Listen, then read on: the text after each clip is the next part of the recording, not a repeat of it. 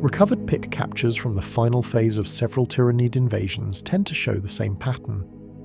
The first frames are usually dominated by industrial ruin, broken defense lines, and the vertical growth of unfamiliar organic structures forcing themselves through blasted ground. Then, once the capillary towers and spore chimneys begin to rise in density, another form starts to appear near their base. It does not advance in the manner of a gaunt swarm. It does not lunge like a monstrous assault organism. It settles. It anchors itself among the harvesting structures as though it had been grown for no other environment. Troops observing from range have described a low, broad silhouette, an armoured body held close to the ground, and a weapon integrated so completely into the forelimbs that it appeared less carried than grown as part of the creature. In after-action analysis, that organism would come to be classified as the Hive Guard. Its emergence is closely tied to the Tyranid method of planetary consumption. By the time a prey world reaches the stage at which Hive Guard are commonly identified, the major military struggle is often already turning against the defenders. Atmospheres are fouled, biospheres are being broken down, and the invasion is shifting from conquest to extraction. This is the point at which the Tyranid presence becomes increasingly architectural. Spore chimneys and capillary towers begin to dominate the landscape, processing and lifting the consumed biomass of a world toward the fleet in orbit. These structures are strategically essential, yet they are large, fixed, and difficult to redeploy. The Hive Mind's answer to that vulnerability appears to be a guardian organism bred specifically to defend them with endurance, accuracy, and controlled aggression rather than speed or frenzy. In origin, the Hive Guard is best understood not as a general line warrior, but as a deliberately specialized branch of Tyranid adaptation. Tyranid evolution does not follow a cultural or technological development path in the human sense. Bioforms are not invented by artisans, refined by workshops, or distributed by industrial design bureaus. They are selected and generated by the Hive Mind according to need. In the Hive Guard, that need was clear. As the Tyranids began conducting large-scale planetary harvests, they required a defender capable of holding territory that mattered more than the moving front. Swarm organisms could flood a battlefield, and monstrous creatures could break resistance, but the fixed extraction organs of an invasion demanded a creature that could remain calm, heavily protected, and lethally efficient while standing its ground for extended periods. That purpose explains nearly every element of its body plan. The Hive Guard's frame is described as exceptionally stable, a six-limbed form built to function as a durable and movable gun platform. Rather than prioritizing speed, the organism is shaped for planted firing and resistance to incoming force. Its posture is low and secure, reducing visible target area while improving recoil control for its primary weapon symbiote. Even among Tyranid organisms, this is an unusual degree of role purity. The creature is not simply armed for defense, it is anatomically organized around the act of guarding. It watches, it absorbs battlefield information, it fires, it remains. The usual Tyranid image of reckless, relentless forward motion is muted here in favor of territorial discipline. This makes the Hive Guard significant within Tyranid development, because it demonstrates how the Hive Mind answers a mature invasion's rear area problems. Earlier contact with Tyranids often centers on vanguard infiltration, shock assault, synapse coordination, or massed swarm attrition. The Hive Guard belongs to a later and colder logic. It exists when the question is no longer how to breach a defense line, but how to preserve the machinery of total consumption once that line has started to fail. In that sense, the Hive Guard marks a transition in the Tyranid battlefield cycle. It is one of the organisms that indicates a world is no longer merely under attack, it is being processed. Its development also reveals something about Tyranid resource economy. Reports consistently describe the Hive Guard as having a very short incubation cycle. More importantly, it can apparently be maintained in an end-stage larval state for extended periods before being matured and deployed. That is an efficient solution by Tyranid standards. Biomass is not permanently tied up in a standing defensive beast unless the need actually exists. Instead, the Hive Mind can hold the organism in reserve, then rapidly spawn it when capillary towers, spore chimneys, hive ships, or vulnerable rear area assets come under serious threat. This suggests not only biological adaptability, but logistical awareness on a planetary scale. Tyranid invasions are often described in terms of hunger and violence, but the Hive Guard points to something colder: reserve management, timing, and defensive allocation. Another important stage in the Hive Guard's development is the relationship between sensory limitation and targeting ability. The creature is typically described as only mildly telepathic when compared with more advanced synapse organisms, yet that lower-order psychic function is central to its battlefield usefulness. Rather than relying purely on direct line of sight, the Hive Guard seems able to perceive through the sensory network of nearby Tyranid organisms. In effect, it borrows vision and positional data from the swarm around it. This matters because the structures it protects are often surrounded by smoke, biological haze, rubble, industrial obstruction, and defensive fortification. A conventional artillery beast might be blinded by such conditions. The Hive Guard is not. It does not need the battlefield to be clean in order to fire. The wider Tyranid organism itself becomes its targeting matrix. That telepathic faculty appears to have co-evolved with its signature weapon system. The Impaler Cannon is not merely a biological gun in the broad Tyranid sense. It is a precision symbiote built around guided destruction. The bony projectiles it fires are described as being as long as a man is tall, launched at force sufficient to rupture plasteel and threaten armoured vehicles. At the base of each projectile is a parasitic shard beast, a living component with only moments to function after launch. In those final seconds, it uses membranous structures to alter the missile's path. This means the Hive Guard is not only firing hard, but steering the shot through a psychic and biological partnership. The projectile is ammunition, parasite, and guided munition at once. That level of integration makes the Hive Guard one of the clearer examples of Tyranid warfare collapsing the distinction between soldier, weapon, and engineering solution. Because of this, the creature's development cannot be separated from the demands of anti-armor and indirect fire. Imperial observers have repeatedly noted its ability to strike targets not directly visible from its firing position. This has two important consequences. First, defensive cover becomes less reliable. Walls, debris fields, and trenches do not grant the same comfort they would against more conventional direct fire organisms.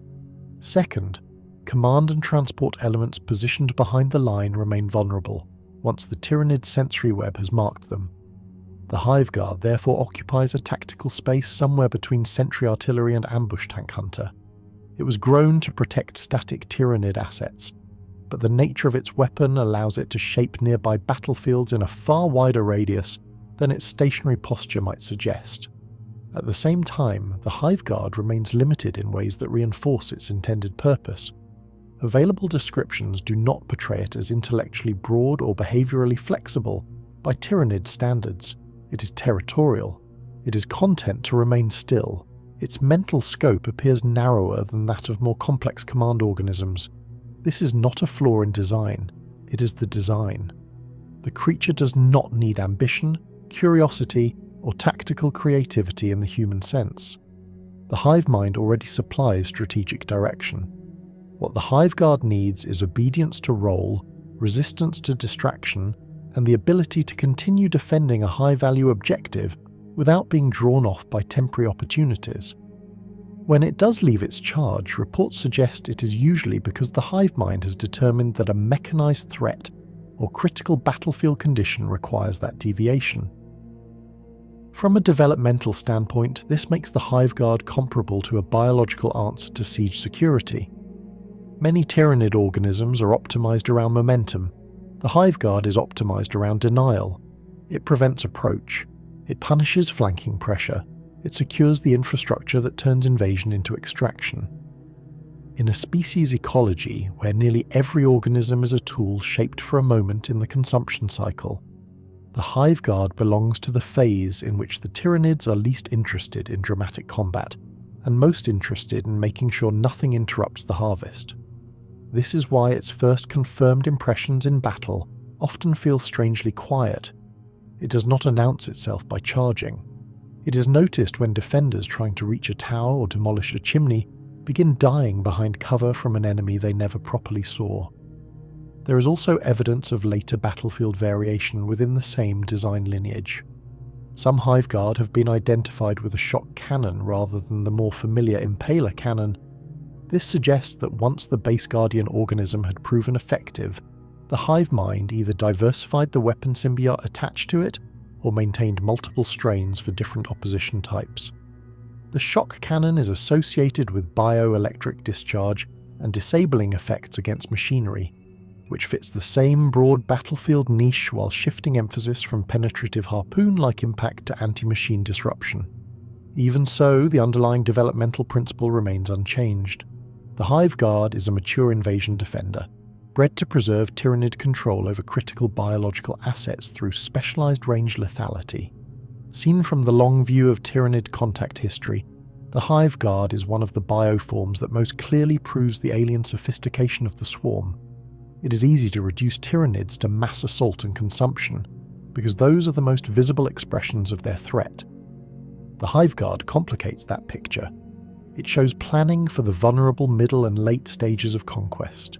It shows that the Hive Mind understands infrastructure defense, reserve spawning, indirect engagement, and the value of organisms that do not waste motion.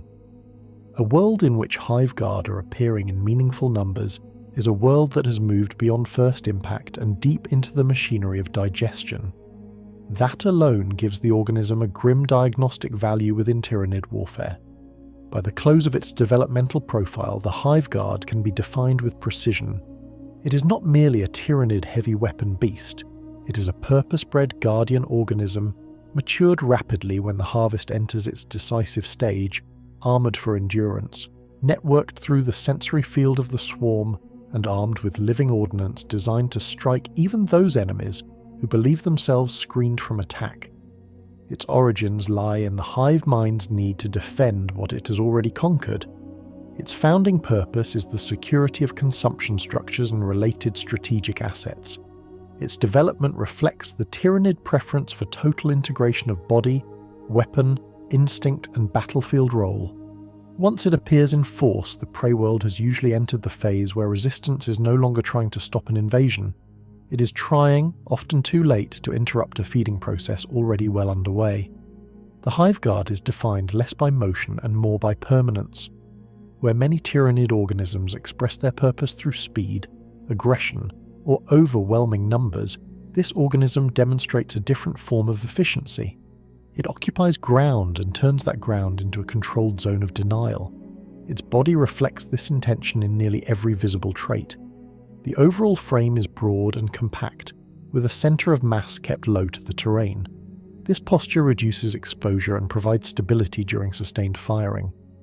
The limbs are arranged to support both anchoring and weapon integration, allowing the organism to remain fixed for extended periods, without significant loss of responsiveness.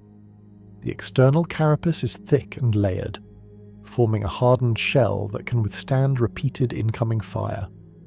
Unlike lighter Tyranid organisms that rely on speed to avoid damage, the Hive Guard is designed to absorb it. The plating is not merely protective in a passive sense, it distributes impact across the structure of the body, allowing the organism to continue functioning even when subjected to heavy weapons. This resilience is critical to its role. A guardian organism that fails under sustained pressure would compromise the structures it is meant to defend. The Hive Guard instead maintains position, enduring bombardment while continuing to engage targets.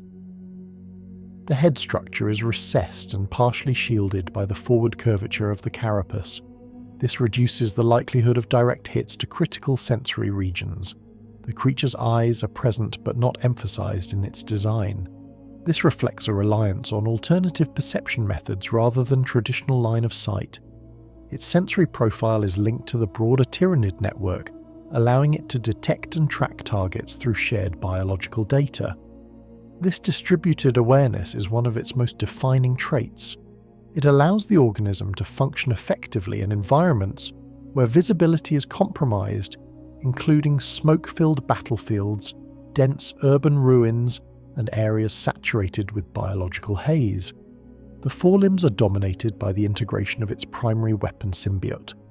Unlike conventional armed organisms where a weapon is carried or wielded, the Hive Guard's weapon is an extension of its anatomy. The Impaler Cannon grows directly from its body, fused into the musculature and skeletal structure of the forelimbs. This integration allows for greater control, reduced reaction time, and improved accuracy. The organism does not need to adjust its grip or reposition a separate weapon. Every movement of the limb translates directly into targeting and firing adjustments. The Impaler Cannon itself is a biological construct designed for precision and lethality. It fires dense, elongated projectiles formed from hardened organic material. These projectiles are propelled with significant force, capable of penetrating armoured plating and disrupting fortified positions. At the base of each projectile is a parasitic component, a living organism with limited lifespan.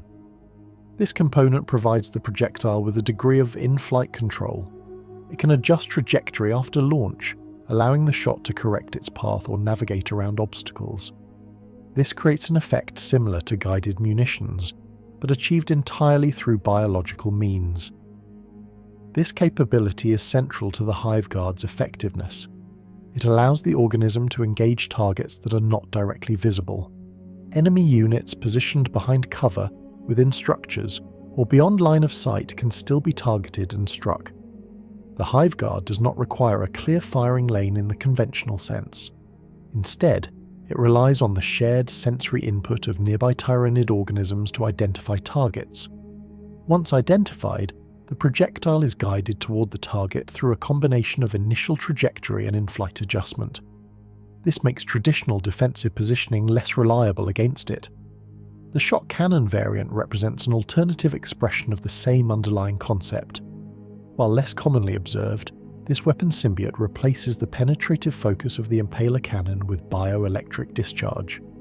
The shot cannon emits arcs of energy capable of disrupting mechanical systems and disabling vehicles. It is particularly effective against armoured targets that rely on complex internal systems. The shift in weapon function suggests that the Hive Guard can be adapted to different battlefield requirements, while maintaining its core role as a defensive anchor. In addition to its primary weapon, the Hive Guard possesses natural close-range capabilities, though these are secondary to its main function. The limbs retain sufficient strength to engage threats that approach within immediate proximity.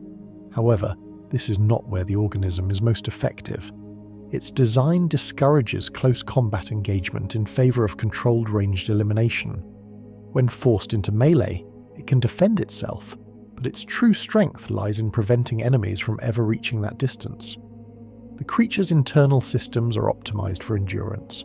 It can remain active and alert for extended durations without significant degradation in performance. This is supported by a metabolism that prioritises sustained operation over bursts of speed or aggression. The Hive Guard does not tire in the human sense. It does not require rest cycles comparable to conventional organisms. It remains in position, continuously processing sensory input and engaging targets as directed by the Hive Mind. Another defining trait is its limited independence. The Hive Guard operates within the command structure of the Tyranid swarm, guided by synapse organisms and the overarching will of the Hive Mind. Its behaviour is precise and consistent, lacking the variability seen in more autonomous creatures. This ensures reliability. The organism does not deviate from its assigned role unless directed. It does not pursue targets beyond its operational parameters without cause. This controlled behaviour is essential for maintaining defensive integrity around critical assets. The Hive Guard's tactical doctrine reflects these physical and biological characteristics. It is deployed in proximity to high-value Tyranid structures, including capillary towers, spore chimneys, and other components of the planetary harvesting network. These structures are essential to the Tyranid invasion process, converting biomass and transferring it to the fleet. Their loss would disrupt the efficiency of the harvest. The Hive Guard is positioned to prevent such disruption. Once deployed, the organism establishes a defensive perimeter. It does not patrol in the conventional sense.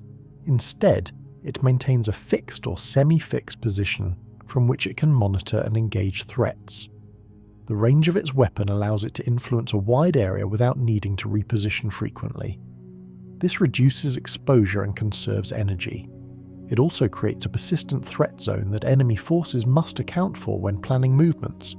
Engagement begins with detection through the Tyranid sensory network.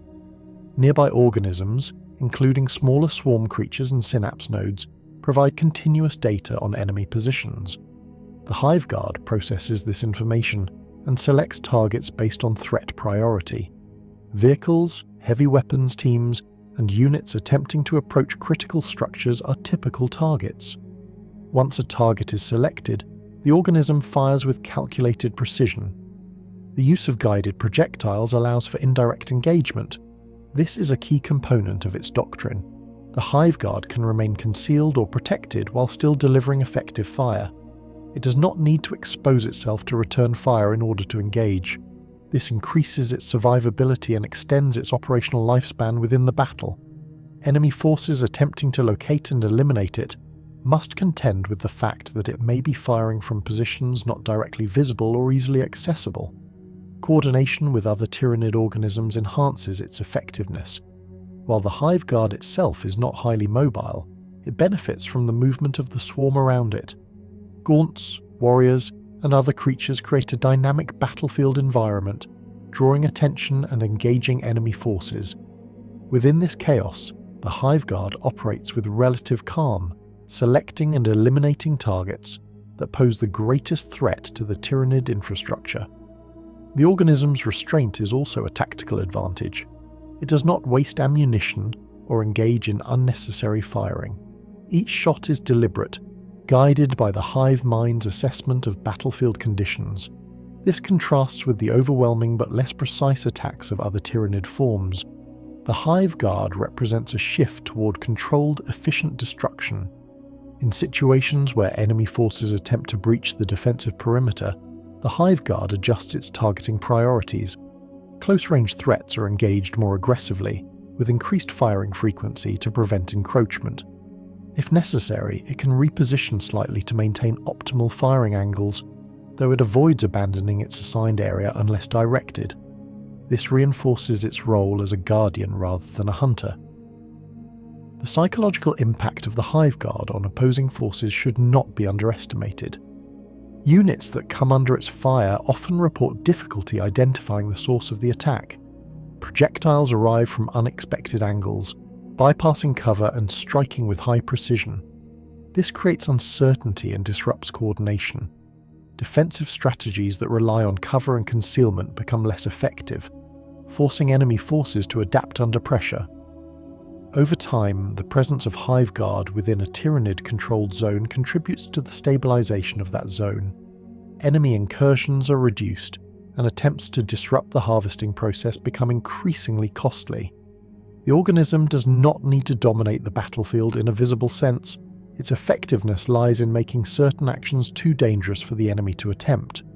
Taken together, the distinctive traits, weapon systems, and tactical doctrine of the Hive Guard form a coherent design. It is a stationary or semi-stationary defender with high durability, integrated precision weaponry, and access to a distributed sensory network. It operates under strict guidance, focusing on the protection of critical assets rather than pursuit of the enemy. Its weapons allow it to engage targets beyond line of sight, undermining traditional defensive tactics. Its endurance ensures that it can maintain this role for extended periods without degradation. In the broader context of Tyranid warfare, the Hive Guard represents a mature stage of operational control. It is not concerned with the initial breaking of resistance, but with ensuring that once broken, that resistance cannot recover or interfere with the process of consumption. Its presence signals that the Tyranids are no longer simply attacking a world. They are securing it for complete extraction, and they have begun to deploy organisms specifically designed to guarantee that outcome. The Hive Guard does not possess personality in the sense typically assigned to individual organisms within human or even broader Xenos frameworks. It does not display preference, curiosity, ambition, or variation in temperament. What appears in its place is a tightly constrained behavioral pattern, shaped entirely by function. Its actions are consistent, deliberate, and stripped of unnecessary deviation. This absence of individuality is not a limitation. It is a defining trait that ensures reliability in environments where unpredictability would compromise the objective it was created to fulfill. When observed over extended engagements, the Hive Guard demonstrates what can be described as controlled stillness. It does not react impulsively to movement or noise. It does not pursue targets beyond its operational boundary unless directed by higher synaptic authority. Its engagement pattern is selective. Targets are evaluated, prioritized, and engaged with minimal waste. This creates the impression of patience, though it is not patience in a conscious sense. It is a direct expression of the Hive Mind's intent to conserve resources and maintain defensive stability.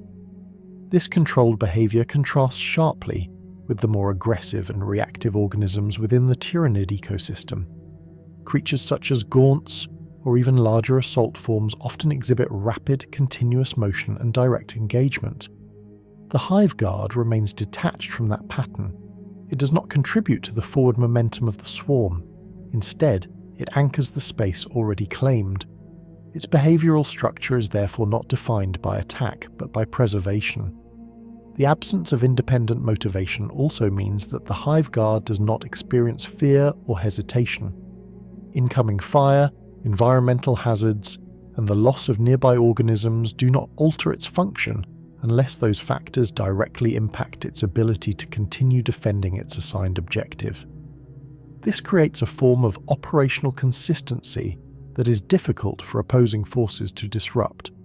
Psychological warfare, suppression tactics, and attempts to force a reaction through overwhelming stimulus are largely ineffective. The organism does not interpret the battlefield in emotional terms. It processes it as a series of variables tied to its role.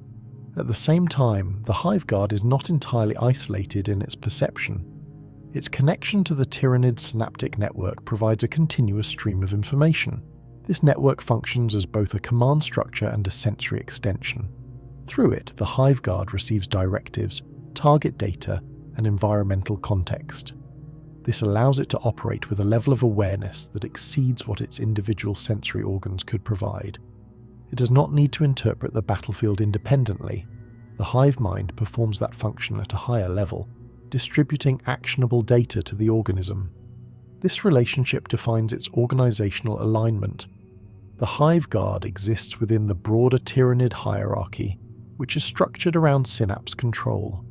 Synapse creatures act as nodes of command, transmitting the will of the Hive Mind to surrounding organisms. The Hive Guard operates under this influence, maintaining cohesion with the swarm while executing its specialized role. It is not a command organism. It does not direct others or alter the behavior of nearby units. Its position is subordinate but essential, providing stability within the operational framework established by synapse entities. The reliability of this alignment is one of the Hive Guard's greatest strengths. It does not require constant supervision or adjustment. Once deployed and assigned a defensive objective, it continues to perform that function with minimal deviation. This allows synapse organisms to focus on broader strategic concerns without needing to micromanage the defensive layer. The Hive Guard effectively becomes a fixed component of the Tyranid battle structure, integrated into the larger system but capable of maintaining its role independently as long as synaptic influence remains intact. In environments where synapse presence is reduced or disrupted, Tyranid organisms can exhibit degraded behavior. However, the Hive Guard appears less prone to erratic deviation than more aggressive forms. Its limited behavioral scope may contribute to this stability. Without a wide range of potential actions to choose from, the organism continues to default to its core function. It remains in position, continues to engage perceived threats, and maintains its defensive posture. While overall efficiency may decline without proper synaptic coordination, the fundamental role persists. The Hive Guard's interaction with other Tyranid organisms further reinforces its place within the hierarchy. It does not compete for resources or priority. It does not interfere with the movement of swarm units or the actions of larger creatures. Instead, it complements them. mobile organisms draw enemy attention, engage in direct combat, and expand the area of control. Within that shifting environment, the Hive Guard provides a stable point of resistance. It protects the structures and zones that the rest of the swarm has already secured. This division of roles reflects a broader principle within Tyranid organization. Each organism is designed to fulfill a specific function with maximum efficiency. Redundancy is minimized, and overlap is limited to what is necessary for resilience. The Hive Guard occupies the defensive niche within this system. Its existence allows other organisms to focus on their respective tasks without diverting resources to protect critical infrastructure. This increases the overall efficiency of the invasion and accelerates the process of planetary consumption. From a structural perspective, the Hive Guard can be considered part of the Tyranid rear echelon, though the concept of front and rear is fluid within Tyranid warfare. As the swarm advances, the positions of these organisms shift accordingly. Areas that were once active combat zones become secured extraction sites, and the Hive Guard is deployed to maintain that security. This dynamic repositioning ensures that the defensive layer remains aligned with the current stage of the invasion. The organism's lack of individuality also eliminates the potential for internal conflict or deviation from the hive mind's intent. There are no competing priorities within its behavior. There is no capacity for dissent or reinterpretation of orders. This absolute alignment is one of the defining characteristics of Tyranid bioforms and is particularly evident in the Hive Guard. It functions as an extension of a collective intelligence rather than as an independent entity. In considering the Hive Guard's overall role and characteristics, it becomes clear that its design is the result of precise adaptation to a specific phase of Tyranid warfare. It is not intended to initiate invasions or lead assaults. It is not designed for exploration or rapid response. Its purpose is to ensure that once the Tyranids have established control over an area, that control is maintained without interruption. Every aspect of its biology, from its reinforced carapace to its integrated weapon symbiote and networked perception, supports this objective. The combination of durability, precision, and controlled behavior makes the Hive Guard a critical component of the Tyranid war effort. It addresses vulnerabilities that would otherwise exist in the harvesting process. Without such organisms, the fixed structures required for biomass extraction would be exposed to counterattack. The Hive Guard mitigates this risk, allowing the Tyranids to transition from conquest to consumption with greater security. Its presence on the battlefield serves as an indicator of the invasion's progression. Early stages are marked by scouting organisms, rapid assault units, and synapse-driven coordination. As the invasion deepens, the appearance of Hive Guard signals a shift toward consolidation. The Tyranids are no longer focused solely on overcoming resistance. They are securing the mechanisms that will convert the planet into usable biomass. This shift is often accompanied by a reduction in large-scale maneuvering and an increase in localized controlled engagements.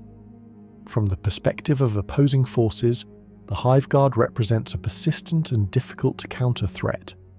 Its ability to engage targets without direct line of sight, combined with its resilience and integration into the Tyranid network, complicates traditional military responses. Eliminating it requires coordinated effort, often involving indirect fire, specialized weaponry, or direct assault under unfavorable conditions. Even then, its role may be quickly filled by newly spawned organisms, maintaining the defensive layer. In conclusion, the Hive Guard embodies a specific and essential function within the Tyranid ecosystem. It is a guardian organism defined by stability, endurance, and precision. Its behavior is consistent and devoid of individual variation, reflecting its complete integration into the Hive Mind's command structure. It operates within a hierarchical system that maximizes efficiency and minimizes redundancy, contributing to the overall effectiveness of the invasion. Its development highlights the adaptability of the Tyranids, demonstrating their ability to create organisms tailored to every stage of planetary consumption. The Hive Guard is not a generalist. It is a specialized solution to a defined problem, ensuring that critical assets are protected during the most vulnerable phase of the invasion. Its presence signifies that the Tyranids have moved beyond the initial assault and are now securing the conditions necessary for complete extraction. As part of the broader Tyranid war machine, the Hive Guard reinforces the idea that the swarm is not merely a force of destruction, but a system of calculated, evolving strategies. Each organism contributes to a larger process, and the Hive Guard's role within that process is to hold, defend, and ensure that what has been taken cannot be reclaimed. Compiled records originating from the Adeptus Administratum and corroborated by Mechanicus Field Augur logs present a consistent assessment of the organism designated as Hive Guard. Early encounters were frequently misclassified. Initial reports often described unidentified Tyranid artillery organisms operating without visible firing lines, leading to assumptions of hidden bioartillery positioned beyond visual range. It was only after repeated engagements and recovered battlefield data that the pattern became clear. The source of the fire was not distant. It was embedded within the Tyranid defensive layer, positioned close to critical biological infrastructure and operating with a level of precision that exceeded expectations for non-synapse organisms. Administratum data analysts have noted that Hive Guard presence correlates strongly with the later phases of Tyranid planetary invasion. In worlds where these organisms were identified in significant numbers, the timeline of conflict had already progressed beyond initial breach and counteroffensive attempts. Civilian population centers were either abandoned or under direct Tyranid conversion. Industrial zones had begun to show structural integration with alien growths. Atmospheric conditions were degraded. Under these conditions, the appearance of Hive Guard was not treated as an isolated tactical anomaly, but as an indicator of systemic progression. In simplified terms, where Hive Guard are observed, the planet is no longer being contested in the conventional sense, it is being processed. Mechanicus observations provide further technical insight into this pattern. Auspex recordings consistently show Hive Guard positioned within overlapping defensive zones surrounding capillary towers and spore chimneys. These zones are not random. They are arranged to create layered fields of fire that deny approach from multiple vectors. The spacing between individual organisms appears deliberate, allowing for coverage without excessive overlap that would result in redundant targeting. This suggests a level of spatial optimization that is not typically attributed to instinct-driven organisms. The conclusion drawn by several Magos biologists is that the Hive Mind allocates these organisms according to calculated defensive requirements, rather than simple density.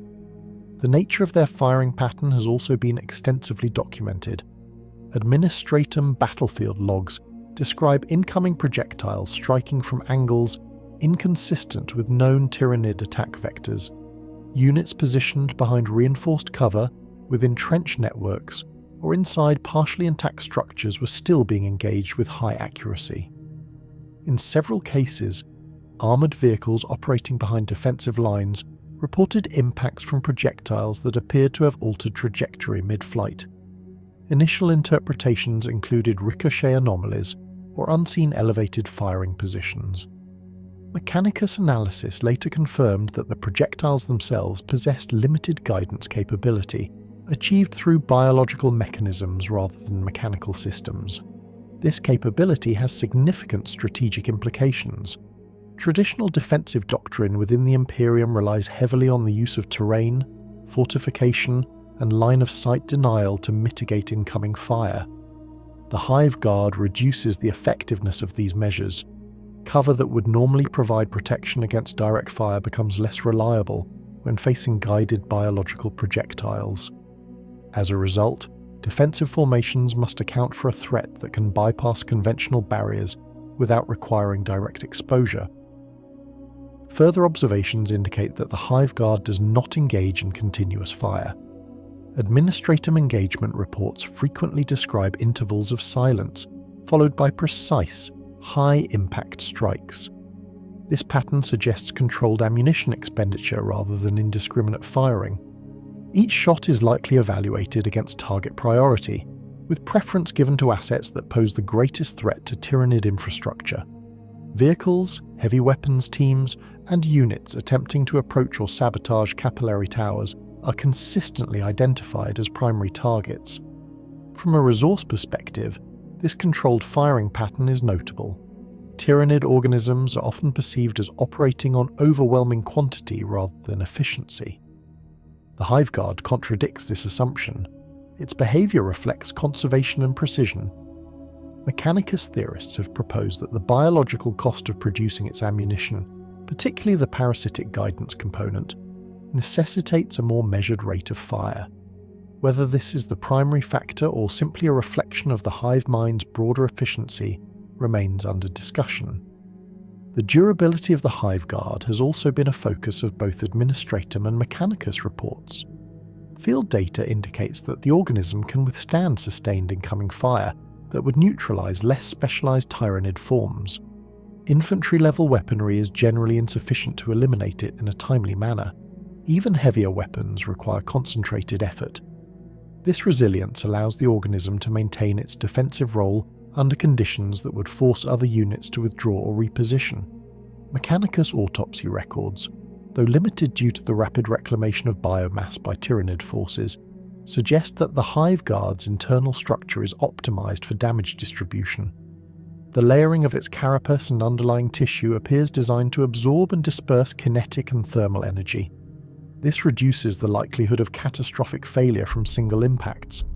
Instead, the organism degrades gradually under sustained attack, continuing to function until damage exceeds a critical threshold. Administratum's strategic assessments emphasize the difficulty of isolating and eliminating Hive Guard units. Their tendency to operate within Tyranid-controlled zones complicates targeting. Direct assault requires penetration into areas already saturated with hostile organisms and environmental hazards. Indirect fire solutions are hindered by the same issues of line of sight and terrain that affect defensive forces. Additionally, the Hive Guard's ability to engage without exposing itself reduces opportunities for counterfire. One of the more significant observations relates to the organism's interaction with the Tyranid sensory network. While not a synapse creature, the Hive Guard appears to receive targeting data from nearby organisms. This creates a distributed targeting system in which multiple sources contribute to a single firing solution.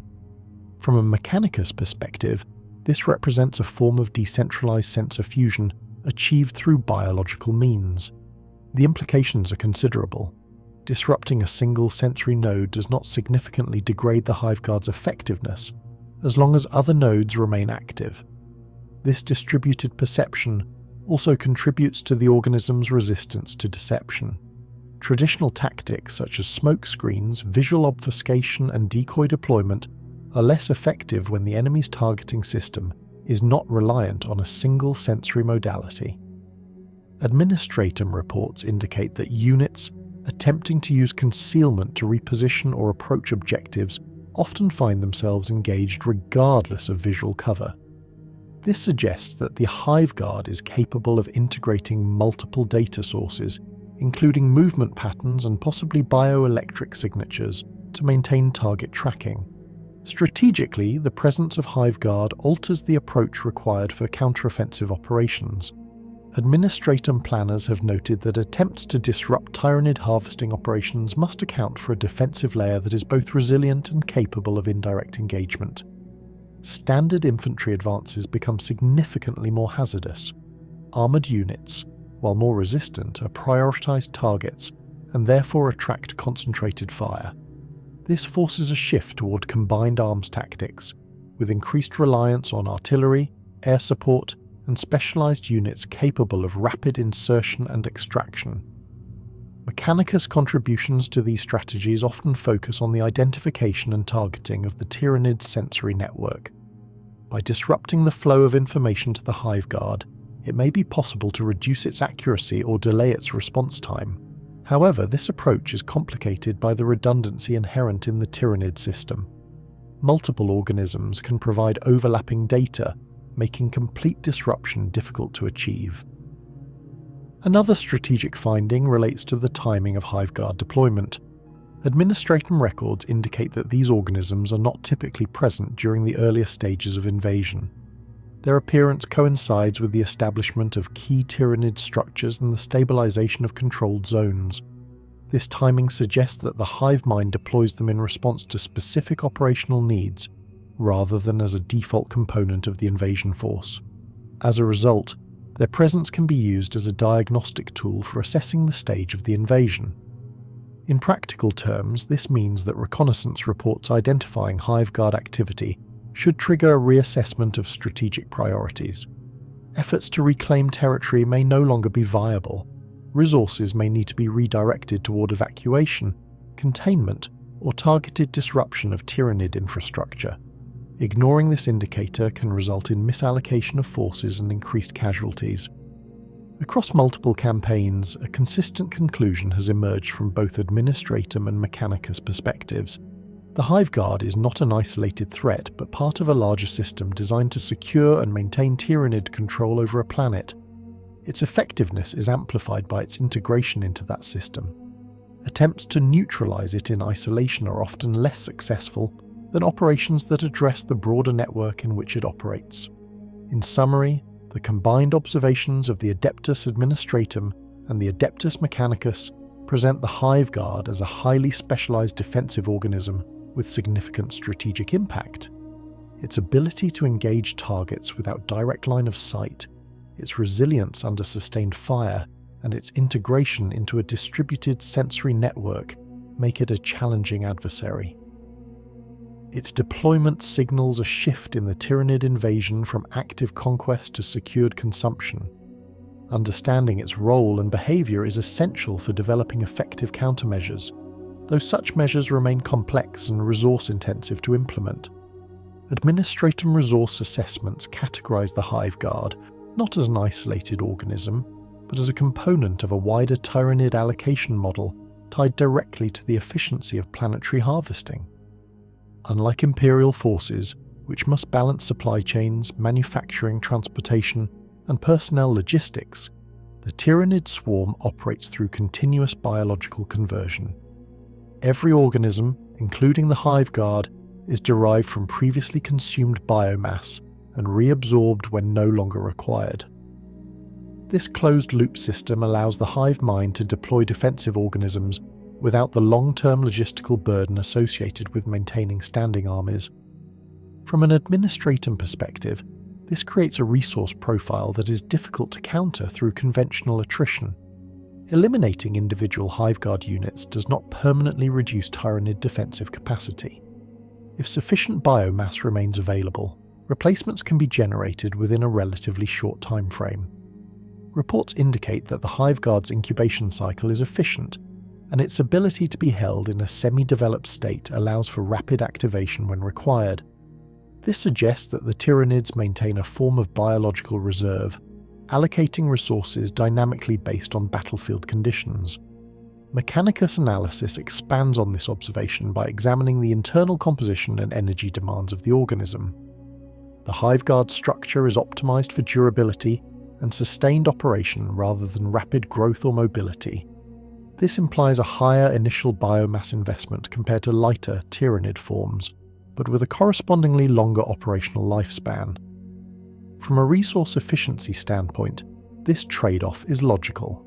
A single durable defender capable of maintaining a defensive position for extended periods reduces the need for constant replacement, conserving biomass over the course of the invasion. The weapon symbiotes associated with the Hive Guard further illustrate this balance. The Impaler Cannon, with its guided biological projectiles, represents a more complex and resource-intensive system than the simpler organic weapons carried by lesser organisms. Each projectile includes a parasitic component that enables trajectory adjustment. This adds to the biological cost of ammunition production. However, the increased accuracy and effectiveness of each shot reduces waste. Fewer projectiles are required to achieve the same or greater impact compared to unguided attacks. In this context, the Hive Guard's weapon system reflects a shift from volume-based resource expenditure to precision-based efficiency. From a faction strength perspective, administratum evaluations consistently highlight three primary advantages associated with Hive Guard deployment. The first is durability. The organism's reinforced carapace and internal structure allow it to withstand significant damage while maintaining operational capability. This makes it difficult to neutralize using standard infantry-level weaponry and requires concentrated effort from heavier assets. The second strength is its ability to engage targets without direct line of sight. This capability undermines many established defensive doctrines. Units relying on cover, concealment, or terrain to avoid detection and engagement find these measures less effective. The Hive Guard's integration into the Tyranid sensory network allows it to acquire targets through indirect means, while its guided projectiles enable it to strike those targets with high precision. The third strength is its role stability. The Hive Guard does not pursue targets unnecessarily or deviate from its assigned objective. This consistency ensures that critical Tyranid infrastructure remains protected, even under changing battlefield conditions. From a strategic standpoint, this reliability allows the Hive Mind to allocate other organisms to offensive or exploratory roles without compromising the security of its rear areas. Mechanicus findings add a fourth strength related to system integration. The Hive Guard functions as part of a distributed network rather than as an isolated unit. Its effectiveness is enhanced by the presence of other Tyranid organisms that provide sensory data and environmental context. This networked operation increases accuracy, reduces response time, and provides redundancy. Disrupting a single node does not significantly degrade the system as a whole. Despite these strengths, Administratum and Mechanicus reports also identify several limitations. The most notable weakness is the Hive Guard's limited mobility. Its design prioritizes stability and defense over speed. While it can reposition when necessary, it is not suited for rapid redeployment or pursuit. This makes it less effective in dynamic engagements, where targets are highly mobile or where the battlefield shifts rapidly over large distances. Another limitation is its reliance on the Tyranid sensory network for optimal performance. While the organism retains some independent targeting capability, its effectiveness is significantly enhanced by data received from nearby organisms. Disrupting or reducing the density of this network can impact accuracy and response time. Mechanicus strategists have proposed targeted elimination of synapse creatures and sensory nodes as a means of degrading Hive Guard performance, though such operations are difficult to execute in practice. A further weakness lies in its role specialization. The Hive Guard is highly effective within its designated function, but less adaptable outside of it. In close combat, it is capable but not optimized. Against highly mobile or evasive targets operating outside its effective range or sensory coverage, its impact is reduced. This specialization reflects the Tyranid design philosophy of creating organisms for specific tasks rather than general purpose use. From a military power perspective, the Hive Guard represents a force multiplier rather than a standalone threat. Its presence enhances the overall defensive capability of the Tyranid swarm, making it more difficult for opposing forces to disrupt key operations. By securing critical infrastructure, it allows other organisms to focus on offensive actions, effectively increasing the swarm's operational capacity. Administratum campaign analyses indicate that the introduction of Hive Guard into a theatre often coincides with a shift in casualty ratios. Units attempting to engage Tyranid structures or advance into controlled zones experience increased losses, particularly among armoured and support elements. This is attributed to the Hive Guard's targeting priorities and its ability to engage without exposing itself to direct counterfire. Mechanicus assessments of military power also consider the psychological impact of the organism. The unpredictability of its firing angles and the apparent ability to strike through cover create uncertainty among opposing forces. This can disrupt coordination, reduce morale, and force changes in tactical behaviour. Units may become more cautious, reducing the speed and effectiveness of their operations. In terms of strategic influence, the Hive Guard contributes to the stabilization of Tyranid-controlled territory. By reducing the success rate of enemy incursions and counterattacks, it helps to secure the conditions necessary for continued biomass extraction.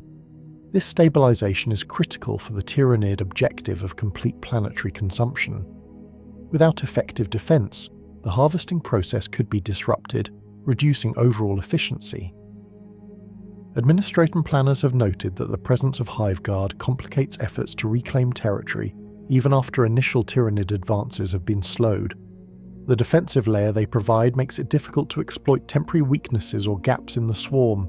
This extends the duration of engagements and increases the resources required for successful counter-offensives. Mechanicus research into potential countermeasures emphasizes the need for coordinated, multi-layered approaches. Direct engagement with Hive Guard units is possible but resource-intensive. Indirect methods, such as disrupting the Tyranid sensory network or targeting the infrastructure they protect, may yield more efficient results. However, these approaches require precise intelligence and execution, which are not always available under battlefield conditions. The adaptability of the Hive Guard, particularly in its weapon variants, further enhances its military value. The existence of organisms equipped with shock cannons suggests that the Hive Mind can adjust the defensive layer to better counter specific threats, such as heavily mechanized forces. This flexibility ensures that the Hive Guard remains relevant across different types of engagements. From a broader perspective, the Hive Guard exemplifies the Tyranid approach to warfare as a system of integrated functions. Its strength does not lie solely in its individual capabilities, but in how those capabilities interact with the larger swarm. It supports, and is supported by, other organisms in a way that maximizes overall efficiency. In conclusion, the combined evaluations of the Adeptus Administratum and the Adeptus Mechanicus present the Hive Guard as a resource-efficient, highly specialized defensive organism with significant impact on Tyranid military power. Its strengths in durability, precision, and networked operation make it a formidable component of the swarm's defensive strategy. Its weaknesses, while present, are mitigated by its integration into the broader Tyranid system. As part of the Tyranid war effort, the Hive Guard reinforces the transition from active invasion to secured consumption. It ensures that once territory is taken, it remains under Tyranid control. This role, while less visible than the initial assault, is essential to the success of the overall operation and represents a critical challenge for any force attempting to resist or reverse a Tyranid incursion. Administratum war records containing confirmed Hive Guard sightings are typically associated with campaigns that have already entered the later operational stages of Tyranid invasion. These engagements do not begin with the presence of the organism. Instead, it emerges once the battlefield has transitioned from open conflict into contested control of infrastructure. This pattern is evident across multiple recorded campaigns, where early phases are dominated by rapid Tyranid expansion, followed by a consolidation period marked by the appearance of defensive bioforms positioned around key extraction sites. One of the more extensively documented examples can be traced to engagements against Hive Fleet Leviathan, where Imperial forces attempting to reclaim industrial zones encountered sustained indirect fire from unseen Tyranid defenders. Infantry units advancing through manufactorum districts reported high casualty rates despite maintaining disciplined use of cover. Vehicles positioned behind structural barriers were struck with precision impacts that penetrated armor and disrupted internal systems. Mechanicus analysis of recovered fragments confirmed the presence of biologically guided projectiles consistent with Hive Guard weapon symbiotes. In these engagements, the results were consistent. Initial advances achieved by Imperial forces were slowed and eventually halted as they entered zones protected by Hive Guard. Attempts to establish forward operating positions within these areas were met with immediate and targeted resistance. Administratum reports describe a measurable increase in attrition rates once units crossed into the effective range of these organisms. This was not due to overwhelming numbers, but to the efficiency of the defensive fire. Each loss carried a disproportionate impact on the advancing force, particularly when command elements or support units were targeted. Further documentation from engagements with Hive Fleet Kraken indicates similar outcomes in more open terrain. In these cases, the absence of dense urban cover did not significantly reduce the effectiveness of the Hive Guard. Instead, The organism adapted its positioning to natural terrain features, using elevation changes and biological growths as partial concealment. Imperial armoured columns attempting to manoeuvre across these landscapes reported being engaged from multiple angles, with impacts occurring in patterns that suggested coordinated targeting rather than random distribution. Mechanicus battlefield logs from these encounters highlight the role of the Tyranid sensory network in facilitating such coordination. Multiple Hive Guard units appear to operate in concert, engaging different elements of the same formation in rapid succession. This created a layered effect in which vehicles, infantry and support assets were all subjected to targeted fire within a short time frame. The result was a breakdown in formation integrity, as units were forced to react independently to threats that could not be easily located or suppressed. Another notable case involves recorded engagements during the defense of fortified positions on worlds undergoing advanced stages of Tyranid consumption. In these scenarios, Imperial forces had established defensive lines around critical infrastructure, attempting to delay or disrupt the Tyranid harvesting process. As the Tyranid presence intensified, Hive Guard units were observed taking positions within range of these defences. Their fire was directed at heavy weapons emplacements, artillery positions and command structures.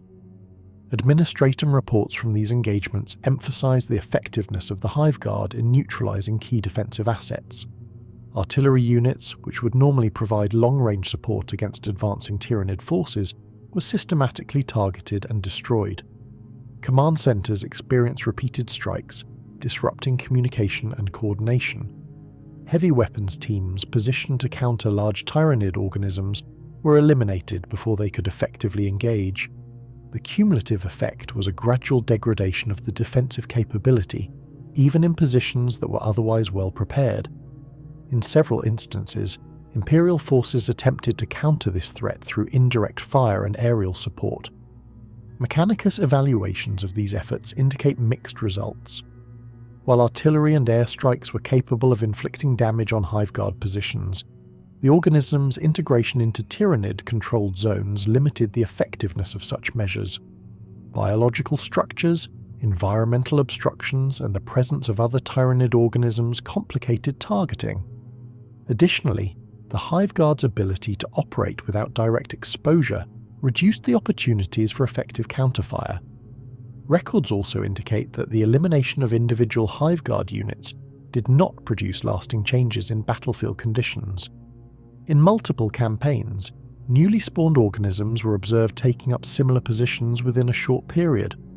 This suggests that the Hive Mind actively monitors the status of its defensive layer and reallocates resources to maintain it. From an administratum perspective, this represents a significant challenge.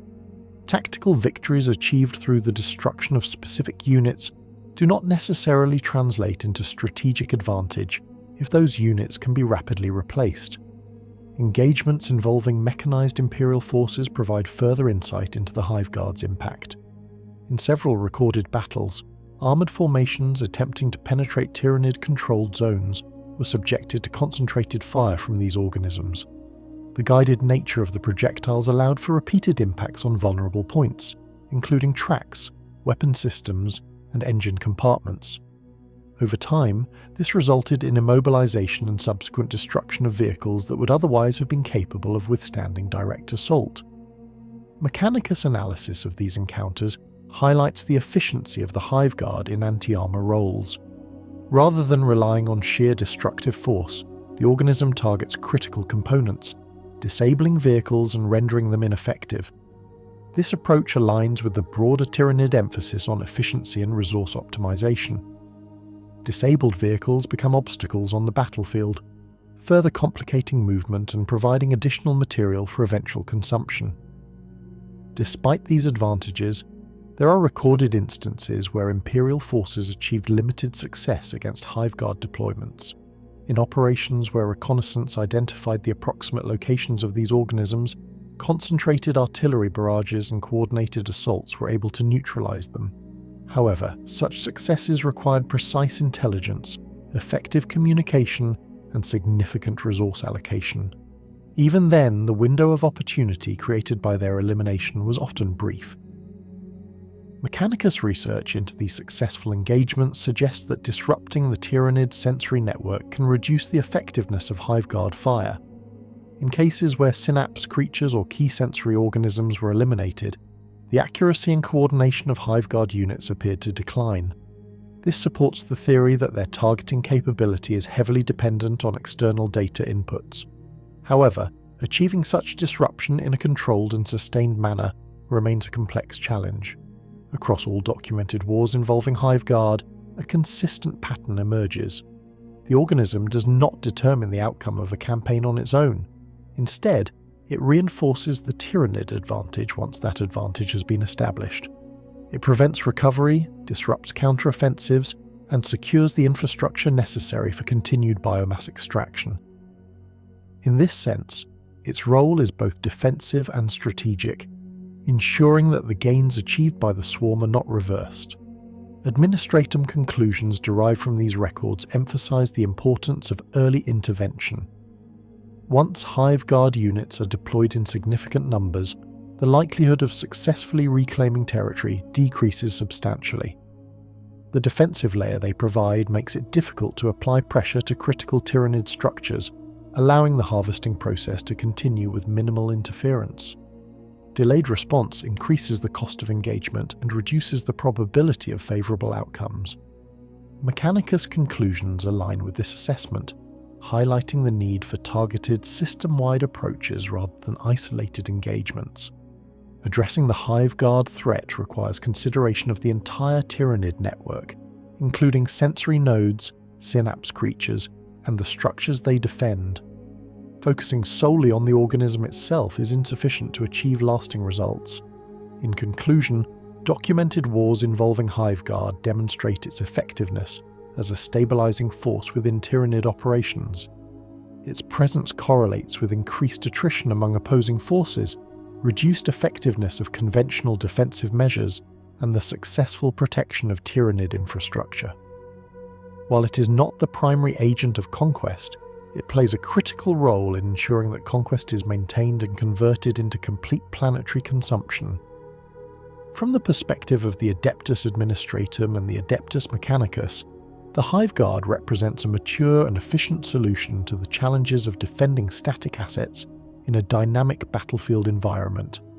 Its integration into the broader Tyranid system amplifies its impact, making it a persistent and resource-intensive threat. Campaign outcomes consistently demonstrate that once these organisms are established, the balance of the conflict shifts further in favour of the Tyranid swarm, and the window for effective resistance narrows accordingly. Inquisition records concerning the organism designated as Hive Guard begin with a recurring problem of perception. Early testimonies gathered from survivors of Tyranid engagements often describe an enemy that could not be seen, yet operated with deliberate and lethal precision. Reports detail impacts occurring behind sealed positions, casualties sustained within fortified interiors, and armoured units disabled without a visible firing source. These accounts were initially categorised under battlefield confusion or misidentification. However, as data accumulated across multiple war zones, a pattern emerged that required re-evaluation. Inquisitorial observers assigned to Tyranid theatres have since classified the Hive Guard as a controlled anomaly within the expected behavioural range of the swarm. It does not conform to the visible aggression that defines most Tyranid organisms. It does not advance in massed formations or respond to stimuli in an overt manner. Instead, it remains positioned within Tyranid-controlled zones, engaging targets through indirect means while exhibiting minimal movement. This absence of visible activity contributes to its initial misclassification. It is not easily identified as a threat until its effects are already being felt. From an observational standpoint, the Hive Guard presents a contradiction. It is physically present, yet functionally obscured. Its reliance on the Tyranid sensory network allows it to operate without exposing itself to direct detection. Inquisitorial field reports describe instances where units attempted to triangulate the source of incoming fire, only to find no corresponding visual confirmation. the organism does not need to reveal itself to be effective. This creates a perception gap, where the threat is understood through its outcomes rather than its presence. This characteristic has led to a number of internal discussions within the Ordo Xenos regarding the implications of such behaviour. One line of inquiry considers whether the Hive Guard represents a shift in Tyranid tactical evolution toward more concealed and information-driven forms of warfare. While the Tyranids have always demonstrated adaptability, the Hive Guard introduces a level of indirect engagement that resembles calculated denial rather than overt assault. This has prompted speculation that the Hive Mind is refining its approach to include not only physical dominance, but also control over the informational environment of the battlefield. Several inquisitorial analyses have focused on the organism's interaction with the Tyranid synaptic network. While not a synapse creature itself, the Hive Guard appears to operate with access to a continuous flow of external data. This raises questions regarding the degree of autonomy it possesses. Some reports suggest that the organism may function as a terminal node within a larger network, receiving processed targeting information rather than generating it independently. If this is accurate, then the Hive Guard is less an individual combatant and more an extension of a distributed intelligence system. This interpretation has led to further speculation regarding the nature of the Hive Mind's perception. If organisms such as the Hive Guard can act on information gathered by others without direct sensory input, then the Tyranid swarm effectively possesses a shared awareness that transcends individual limitations. In this context, the Hive Guard becomes a manifestation of that awareness, capable of acting on knowledge that is not localized to its own body. The implications of this are significant. It suggests that the Tyranids do not experience the battlefield as a collection of isolated perspectives, but as a unified field of data. Inquisitorial records also contain references to unexplained targeting behavior associated with Hive Guard engagements. In several cases, units that had taken extensive measures to conceal their presence were still engaged with high accuracy. These measures included electromagnetic suppression, thermal masking, and the use of decoy signatures. Despite this, the Hive Guard was able to identify and engage these units as though such measures were ineffective. This has led to speculation that the Tyranid sensory network may operate on principles not fully understood by Imperial science. One theory proposes that the Hive Guard, through its connection to the swarm, may be capable of detecting bioelectric or biochemical signatures rather than relying solely on visual or thermal data. If true, this would explain its ability to engage targets that are otherwise concealed. However, this remains unconfirmed, as direct study of the organism under controlled conditions has proven impractical. Another area of interest within inquisitorial findings is the apparent selectivity of the Hive Guard's targeting priorities. Unlike many Tyranid organisms that engage any available target, the Hive Guard appears to focus on assets of strategic importance. Command units, heavy weapons teams, and vehicles are consistently prioritized. This behavior aligns with its role as a defender of critical infrastructure, but also suggests a level of threat assessment that goes beyond simple stimulus response. Some inquisitorial analysts have interpreted this as evidence of higher order processing within the Tyranid network. While the Hive Guard itself may not possess advanced cognition, the information it receives could be pre-evaluated by synapse organisms or the Hive Mind itself. In this scenario, the organism is executing decisions made at a higher level of intelligence. This reinforces the view of the Hive Guard as a component of a larger system, rather than an independent entity. Conspiracy-level discussions within restricted Inquisition archives explore more speculative interpretations. One such theory suggests that the Hive Guard may serve as a form of anchor point within the Tyranid sensory network. According to this view, its presence stabilizes the flow of information in a localized area, allowing for more precise targeting and coordination among nearby organisms. This would imply that its role extends beyond physical defense to include informational reinforcement. There is currently insufficient evidence to confirm this hypothesis, but it remains under consideration due to the observed consistency of its performance in complex environments. Another line of speculation considers the possibility that the Hive Guard's limited mobility is not a constraint, but a deliberate design choice to reduce its detectability. By minimizing movement, the organism reduces the chances of being identified through motion tracking or visual scanning. This would make it more difficult for opposing forces to locate and target it, enhancing its survivability. While this aligns with observed behavior, it is not possible to determine whether this is an intentional adaptation or a secondary effect of its defensive role. There are also reports, though less substantiated, that suggest Hive Guard units may exhibit coordinated firing patterns that indicate shared targeting data between individuals.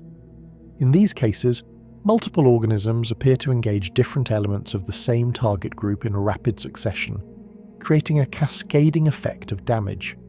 This has led to speculation that the Hive Guard may be capable of limited coordination at the unit level, independent of direct synapse control. However, this remains unconfirmed and may simply reflect the efficiency of the broader Tyranid network. Inquisitorial impressions of the Hive Guard are therefore characterized by a combination of confirmed observations and unresolved questions. It is recognized as a highly effective defensive organism, capable of engaging targets without direct exposure and operating within a distributed sensory framework. At the same time, aspects of its behavior challenge existing understanding of Tyranid capabilities, particularly in relation to perception and information processing. From a doctrinal perspective, the Hive Guard represents a shift in how the Tyranid threat must be approached. It is no longer sufficient to consider only the visible elements of the swarm. Organisms such as the Hive Guard operate within layers of interaction that are not immediately apparent. They leverage the collective nature of the Tyranid system to achieve effects that would be difficult to replicate through isolated action. In conclusion, the Inquisition's view of the Hive Guard is one of cautious recognition. It is not treated as an anomaly in the sense of being outside the expected capabilities of the Tyranids, but as an example of how those capabilities continue to evolve. Its reliance on indirect engagement, networked perception, and selective targeting introduces complexities that challenge conventional understanding of battlefield dynamics. While much of its function can be explained through known Tyranid behavior, the extent of its integration into the swarm's sensory and decision-making systems remains an area of active investigation. Until these mechanisms are fully understood, the Hive Guard will continue to be regarded not only as a physical threat, but as a manifestation of a deeper and less visible aspect of Tyranid warfare. Inquisitorial interrogation records concerning the Hive Guard are limited in conventional scope due to the absence of capturable subjects. Unlike other Xeno species, the Tyranid organism cannot be meaningfully detained, questioned, or persuaded. As a result, interrogation within this context is conducted indirectly. Survivors, recovered data logs, partial autopsies, and battlefield recordings form the basis of analysis. From these fragments, the Inquisition has constructed a profile defined less by testimony and more by pattern extraction. Survivor interrogations consistently describe a specific sequence of events preceding Hive Guard engagement. Units report advancing into zones that appear momentarily stable, often after initial Tyranid resistance has diminished. Environmental conditions at this stage are already compromised, with organic structures emerging and atmospheric contamination present. It is during this transitional phase that casualties begin to occur without visible cause. Personnel report impacts from unknown vectors, followed by rapid escalation in losses as the unit attempts to reposition or seek cover. A recurring detail within these accounts is the failure of conventional detection methods. Auspex scans, motion sensors, and visual confirmation repeatedly fail to identify the source of incoming fire. This absence of detectable origin is not interpreted as invisibility, but as a consequence of the organism's operational method. The Hive Guard does not need to expose itself to engage. Its reliance on the Tyranid sensory network allows it to remain concealed while still maintaining accurate targeting. Interrogation of armoured unit crews provides additional insight. Survivors of vehicle engagements frequently describe impacts that do not follow expected ballistic trajectories. Projectiles are reported to curve or adjust direction prior to impact, striking vulnerable sections of the vehicle with precision. In several cases, damage analysis confirmed that the points of impact were not aligned with the vehicle's most heavily armoured surfaces, but with structural or mechanical weak points. This has led to the conclusion that the Hive Guard's targeting is not only accurate but selectively optimised. Anomalies arise when comparing these reports across different war zones. In some engagements, Hive Guard fire appears delayed, with intervals between shots that exceed what would be expected for a defensive organism under active threat. In others, the rate of fire increases significantly, with multiple impacts occurring in rapid succession. This inconsistency suggests that the organism's firing pattern is not fixed, but influenced by external factors. Inquisitorial analysts have proposed that these variations may be linked to the density of the Tyranid's sensory network or the level of synaptic control present in the area. Further anomalies are observed in relation to target selection. While the Hive Guard generally prioritizes high-value assets, there are recorded instances where seemingly low-priority targets were engaged first. In one documented encounter, a unit of standard infantry was targeted before nearby armoured vehicles or heavy weapons teams. Subsequent analysis revealed that the infantry unit was carrying specialised equipment intended for demolition of Tyranid structures. This suggests that the Hive Guard, or the network guiding it, is capable of identifying threats based on function rather than appearance alone. Recovered battlefield recordings have provided limited but valuable visual confirmation of the organism in operation. In these recordings, the Hive Guard is typically positioned in proximity to Tyranid structures, partially obscured by terrain or organic growth. Its movements are minimal, often limited to slight adjustments in orientation. When firing, there is no significant recoil or visible strain, indicating that its body is adapted to absorb and distribute the forces generated by its weapon symbiote. Autopsy reports, though incomplete, have revealed additional anomalies in the organism's internal structure. Tissue samples indicate a high degree of integration between the weapon symbiote and the host body. There is no clear boundary between organism and weapon. Instead, the two function as a single system, with shared circulatory and neural pathways. This level of integration complicates attempts to study the weapon independently, as removing it from the host results in rapid degradation. Inquisitorial examination of these samples has also identified unusual patterns in neural activity. The Hive Guard's brain structure appears less complex than that of synapse creatures, yet it demonstrates a level of responsiveness that suggests external input.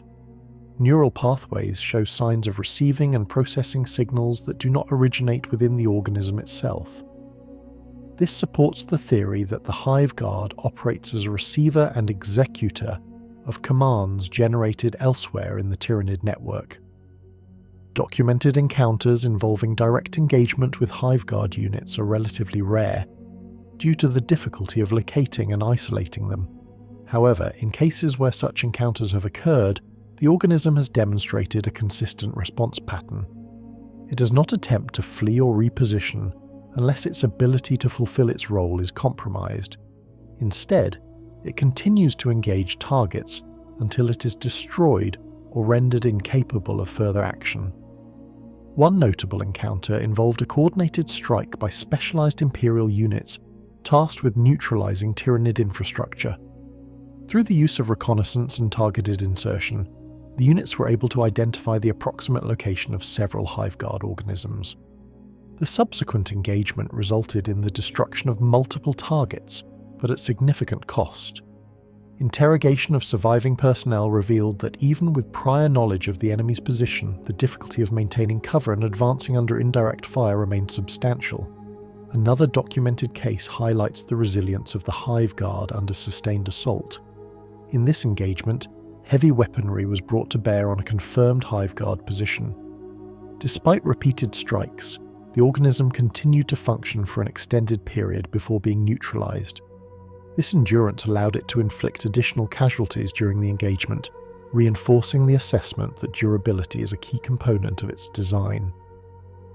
Inquisitorial records also include references to encounters where Hive Guard units, appear to operate in coordination with other Tyranid organisms in ways that suggest higher-level integration. In these cases, the actions of surrounding organisms seem to facilitate the Hive Guard's effectiveness, either by providing sensory data or by restricting enemy movement.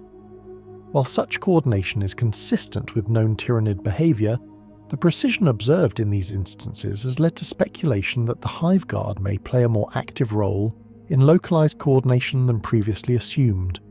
There are also reports of perceived delays in Hive Guard response when synapse creatures are eliminated. In these situations, the organism continues to function, but with reduced efficiency. Targeting becomes less precise, and reaction times increase. This supports the hypothesis that while the Hive Guard can operate independently to a degree, its optimal performance is dependent on the presence of a stable synaptic network. An additional anomaly noted in several reports is the apparent lack of engagement with certain targets that would otherwise be considered threats. In one case, a unit positioned within range of a Hive Guard remained unengaged for an extended period, despite being exposed. Subsequent analysis suggested that the unit did not pose an immediate threat to Tyranid infrastructure and was therefore deprioritized. This selective engagement reinforces the view that the Hive Guard operates according to a defined set of priorities, rather than reacting indiscriminately to all stimuli. From an interrogative standpoint, these findings contribute to a broader understanding of the Hive Guard as an organism that functions within a highly structured and information-driven system. It does not act randomly or independently. Its behavior is consistent with a role defined by the protection of critical assets and the efficient elimination of threats to those assets. In conclusion, inquisitorial interrogation and analysis reveal the Hive Guard as a complex and integrated component of the Tyranid war effort. Its anomalies, including indirect targeting, variable firing patterns, and selective engagement, are not deviations from expected behavior, but indications of a system operating with a level of coordination and adaptability that challenges conventional interpretation. Documented encounters reinforce the difficulty of countering such an organism. Its ability to operate without direct exposure, combined with its resilience and integration into the Tyranid network, makes it a persistent threat even when identified. While interrogation in the traditional sense is not possible, the accumulation of indirect data has provided a detailed, though incomplete, picture of its function. The Hive Guard remains an object of continued study within the Inquisition, not only for its immediate tactical implications, but for what it reveals about the evolving nature of Tyranid warfare. Access to the most restricted inquisitorial files concerning the organism designated as Hive Guard reveals a shift in tone compared to standard battlefield documentation. Where earlier records focus on observable behavior and measurable outcomes, these classified entries move toward interpretation of long-term implications. The organism is no longer treated solely as a tactical threat, but as a point of reference for understanding the evolving structure of the Tyranid war system. Several sealed dossiers begin with comparative analysis between early Tyranid incursions and more recent engagements. In earlier conflicts, Tyranid forces were observed to rely heavily on overwhelming numbers, rapid advance, and direct engagement. Defensive behavior existed, but it was less defined and often reactive. In contrast, later encounters involving Hive Guard demonstrate a more deliberate approach to territorial control. The presence of a dedicated defensive organism positioned to secure critical infrastructure suggests that the Hive Mind is not only adapting to resistance, but refining its operational model. One classified report proposes that the Hive Guard represents a transition point in Tyranid evolution, where the emphasis shifts from acquisition to retention. According to this analysis, once a certain threshold of biomass and structural presence is achieved on a planet, the Hive Mind begins to allocate resources toward ensuring that this gain cannot be reversed. The Hive Guard is identified as a primary component of this phase, functioning as both a deterrent and an enforcement mechanism against counter-offensive actions. Within these files, there are also references to the concept of territorial locking. This term is used to describe a condition in which a region of a planet becomes effectively inaccessible to opposing forces due to the combined presence of Tyranid organisms, environmental transformation, and defensive measures. The Hive Guard is noted as a key contributor to this condition. Its ability to engage targets without direct exposure, combined with its resilience, creates zones where conventional military operations become unsustainable. Further classified observations explore the possibility that the Hive Guard's role extends beyond physical defense into the maintenance of informational control. While the organism itself does not generate strategic decisions, its integration into the Tyranid sensory network allows it to act as a stable endpoint for data transmission and execution. Some inquisitorial theorists suggest that by anchoring defensive zones, with organisms capable of processing and acting on shared data, the Hive Mind enhances the reliability of its overall network. This remains speculative, but is supported by the consistency of Hive Guard performance in complex and degraded environments. Another area of restricted inquiry involves the apparent efficiency of Hive Guard deployment. In multiple engagements, the number of organisms present has been sufficient to maintain defensive coverage without excess. This precision has led to the hypothesis that the Hive Mind possesses a detailed predictive model of battlefield requirements. If accurate, this would indicate a level of strategic forecasting that exceeds reactive adaptation. The Hive Guard in this context becomes evidence of preemptive planning rather than post-engagement adjustment. There are also classified discussions regarding the psychological impact of the organism on Imperial forces. While the Hive Guard does not engage in overt displays or aggressive movement, its method of attack introduces a form of uncertainty that can degrade unit cohesion. The inability to identify or directly engage the source of incoming fire creates hesitation and disrupts standard tactical responses. Inquisitorial analysts have noted that this effect, while secondary to the organism's primary function, contributes to the overall effectiveness of Tyranid operations. One of the more controversial entries within the sealed archives addresses the possibility that the Hive Guard is part of a broader trend toward increased specialization within the Tyranid swarm. This theory suggests that as the Tyranids encounter a wider range of resistance across different regions of space, the Hive Mind is developing increasingly refined organisms tailored to specific roles. The Hive Guard is cited as an example of this trend, representing a highly focused solution to the problem of defending static assets. Opposing views within the Inquisition caution against overinterpreting this specialization. They argue that the Tyranids have always demonstrated adaptability, and that the Hive Guard is simply one of many variations produced as needed. According to this perspective, the organism does not indicate a fundamental change in Tyranid behavior, but rather a continuation of established patterns. The debate remains unresolved, with both interpretations supported by available evidence. Additional classified files document instances where Hive Guard units were encountered in environments not typically associated with their primary role. In these cases, the organisms were observed operating at the edges of Tyranid-controlled zones, engaging targets that had not yet reached critical infrastructure. This has led to speculation that the Hive Guard may be deployed preemptively in anticipation of future threats. However, these observations are limited and have not been consistently reproduced. Inquisitorial records also address the challenge of countering Hive Guard deployments.